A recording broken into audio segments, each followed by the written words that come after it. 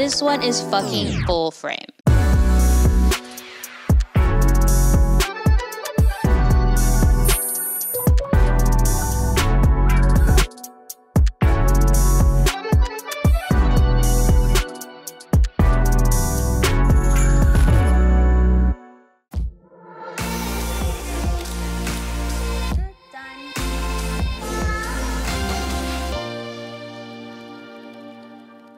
Hey guys, it's been a while since I've done a good old camera review. I know this camera's been out for quite some time, but I run on Filipino time. The test footage that I shot with and the behind the scenes were both shot with the Sony ZV-E1. I had to double check the name because I'm getting confused. And this A-roll is not. This is actually on the Sony FX3. So if you want to compare the two, here's your chance also. Just a little extra comparison. I have a few things I want to talk to you about with the Sony ZV-E1 that I actually got to play with in Sony Camera Camp. I'm also going to be making a Sony Camera Camp vlog that's going to be posted either on this channel or maybe my second personal channel that I'm still debating if I should make because twice the work.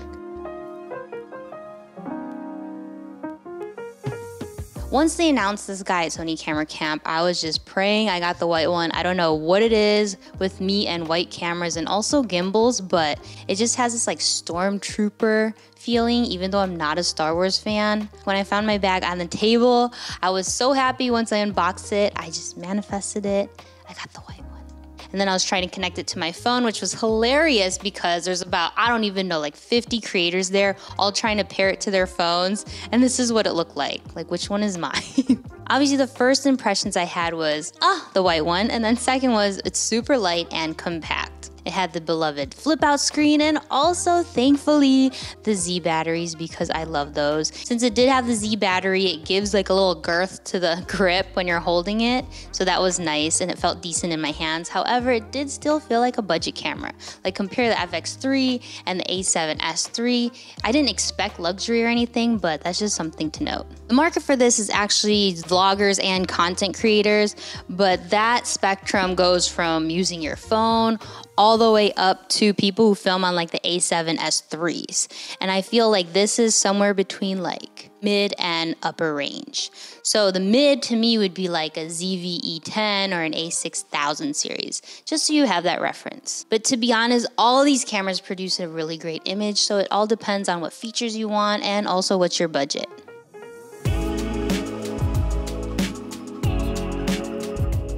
Speaking of features, compared to all the other Sony vlog cameras that I feel like they're announcing like every 2 months and no one can keep up, this one is fucking full frame. Full frame is a luxury in the camera world because it is a bigger sensor compared to like the A6000 series, which is APS-C. These are great for people who shoot in more low light situations. This could be nighttime or if you're shooting in a building with terrible lighting. The video shoots 4K 60 with no crop, and this is my go-to frame rate for shooting B-roll. They just also added a firmware where you can update it to shoot 4K 120. And I know a lot of people were thinking Sony was going to charge for this. I don't know why, but it is free, so do not worry. However, there is a 10% crop, just a little bitty crop, but it's still good to have if you need that ultra slow-mo. For photos, it's 12 megapixels, which sounds low to a lot of people, but that still produces really great images. Obviously, it is aimed more for video people because of that 12 megapixels. Like I said, I would take the low megapixel count for extra low light. Now, I love the A7C.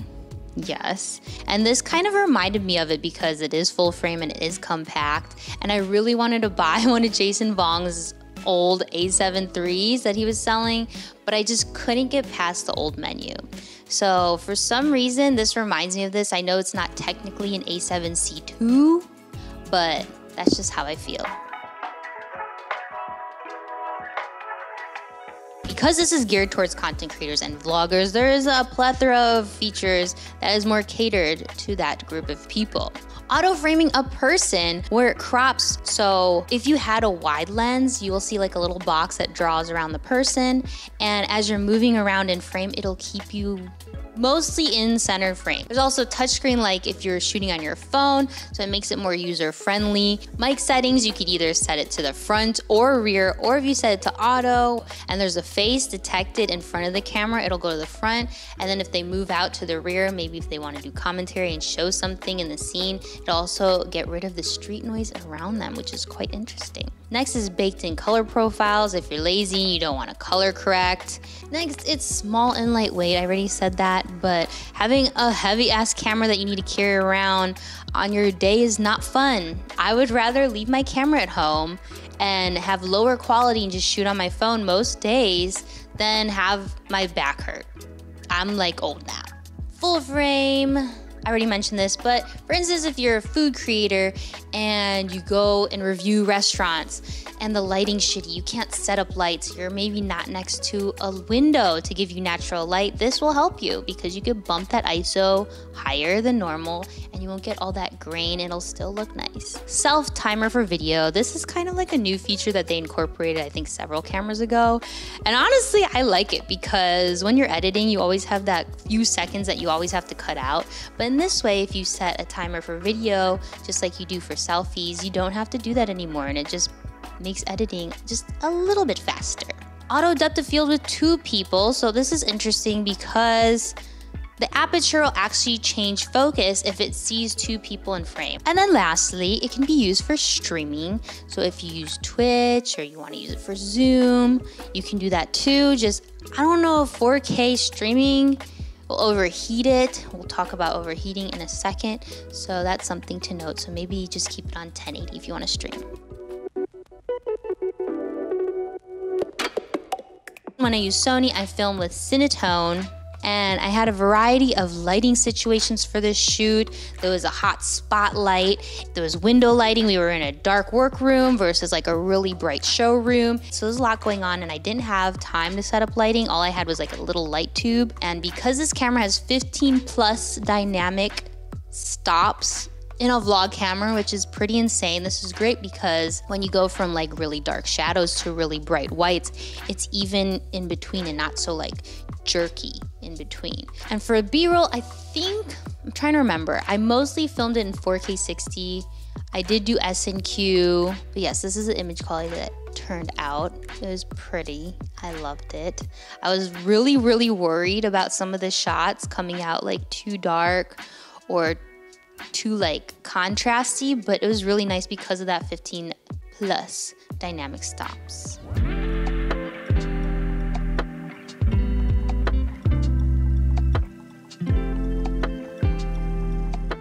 Since it's a Sony, you already know that autofocus is snappy. They have various subject tracking settings, so you could track a train, an animal, obviously people. When I'm filming things, or at least for this shoot, I was shooting jewelry. So it's really tiny of an object. And it's hard because when Bing was showing off the jewelry, his hands would get in the way, obviously, when he's like moving it around. So obviously the focus was jumping between the jewelry and his hand, and then I was doing these like camera movements that were coming up from below, like a table, for instance, and coming up over, and I was just like kind of missing focus. So I would have to go manual for those types of situations. But if you're not gonna go crazy and shoot what I shot, then most of these autofocus settings are gonna be so easy for you and helpful. So at Sony Camera Camp, they pretty much let you choose any lens you want, which is nice. But it's funny because I actually, for the most part, was shooting on my 24-70, which I'm shooting on right now.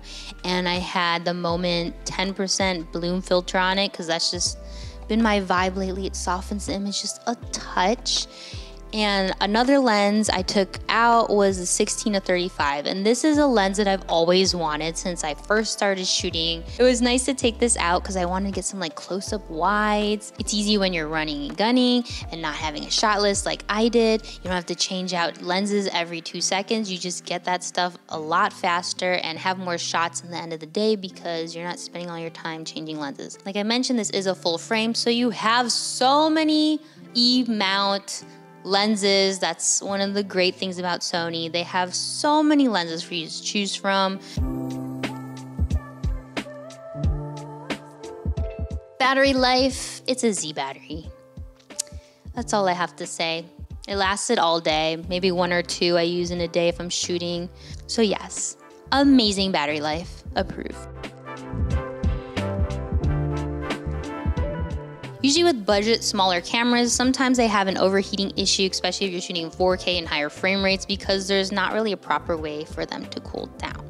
But first things first, we go to the setting for the auto power off temp and you set it on high. I think when you first turn it on, it's on standard. So make sure you do that first. In this way, it won't be so sensitive and turn off and give you those annoying overheating logos. Now for the overheating test, because I'm too lazy to do it, I will report on the amazing people of the internet. So Jason Vong's test, he got 1 hour and 50 minutes, which is actually pretty good. With 4K 24, he said he got through a whole 64 gigabyte card, and then during the second one, it shut down on auto temp setting high.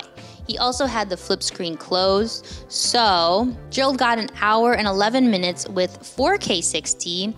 Gerald had the screen flipped out and he got extra time. So when he was in 4K 24, his camera died. So it was recording for over 2 hours. 4K 120. So for overheating with this frame rate, it's actually really short. It overheats at 13 minutes. And this test was done by Sean de Wispelier. And then I read a comment from someone who said that theirs overheated at 15 minutes. Usually when I record any slow-mo, I'm not recording 120 for more than 15 minutes. They're usually like short bursts here and there and there. But if you do something for longer than that, tell me what you're recording because I'm curious to know. And if any of this is a concern, you can also buy third-party fans, which they make. I saw one for Tilta. The pros, obvious giveaway, it's compact, it's lightweight, it's got Z battery, it's a full frame, you have a plethora of amazing lenses to go with it, the battery will last you a long time, and you'll probably most likely carry it around. You may not have to have a microphone because these mic settings are quite interesting. You have extra fun features. I don't know if you'd ever use them, but they are there, and you could swipe around on the touchscreen like you would with your phone. The price is $2,200 for the body only. I know a lot of people who are starting off with YouTube or content creation are probably looking for a camera that's $500 to $1,000. And since this is just the body, you also have to buy a lens. So take that into consideration if you're comparing this to something like your phone or the 6000 series or like those tiny fixed lens vlog cameras. But if you're comparing it to something like an A7S III, which has the same sensor, this is an amazing price because you could use this for your B cam. Honestly, I would bring this on professional shoots. Even I know a lot of people probably wouldn't, but I would trust this camera to do so. And like I mentioned, I love the A7C. I really did. I wanted to get that thing so bad.